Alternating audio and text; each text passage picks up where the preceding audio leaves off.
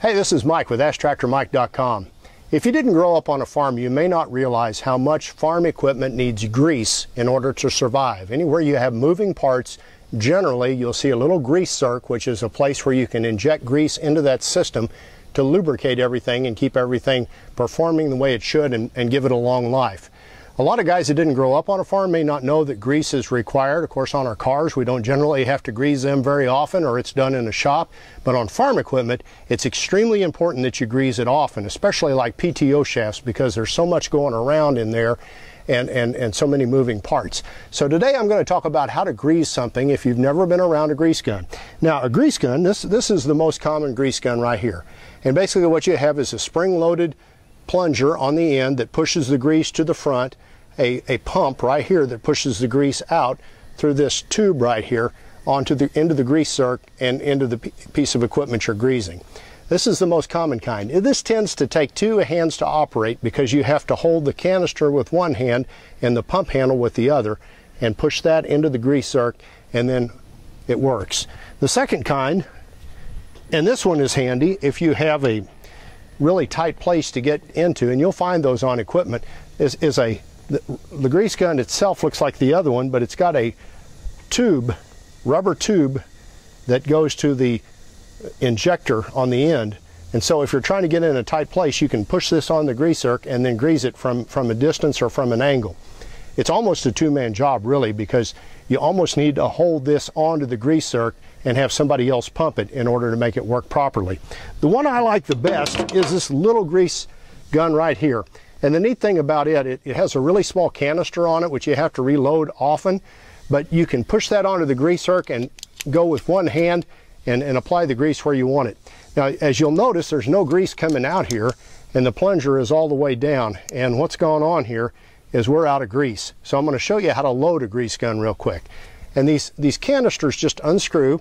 First off, before we unscrew it, I'm going to pull the plunger out, and there's a spring on there, and generally you can pull it to one side and that holds it out, and there's a little grease oozing out there, which is pretty common. So what we're going to do, we're going to unscrew this, and there will be a grease tube in there that's empty, and we got to get it out. Let's see. And there's what the empty grease tube looks like.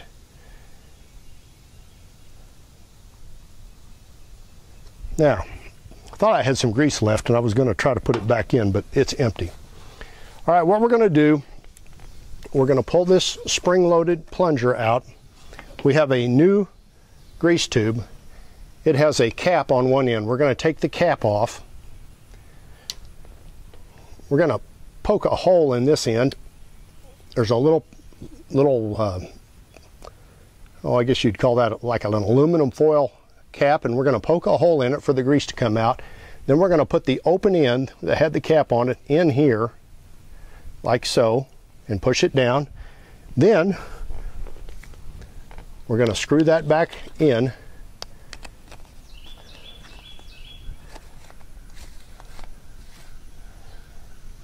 Now, what we have here is a tube of grease and a plunger, and I'm going to let that plunger loose, and that's going to compact that grease into the end, so when I push this, it's going to take I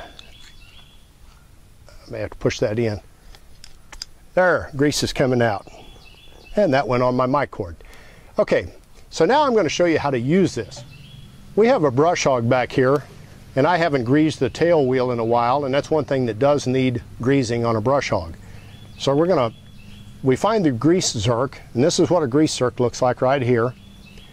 And we're going to push our grease gun on it, and you'll kind of feel it seat. The